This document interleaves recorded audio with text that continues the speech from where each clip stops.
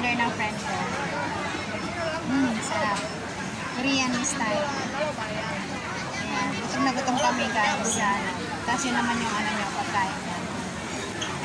Iba naman sa kanya. Ang sarap.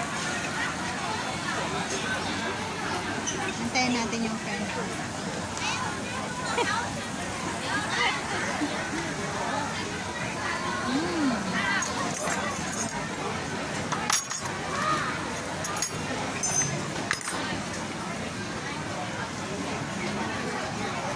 Ayan siya. Ayan, send tayo ng pagkain. Okay lang yan. Ay, sarap.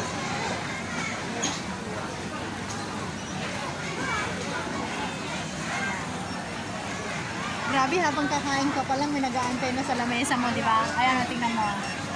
Ganun ka ano ngayon. Kasi, anong order ngayon? Birthday ng Singapore. Ha? Basta doon ko tao ko damdaman. Oo na. Tinanggal na yung ano niya.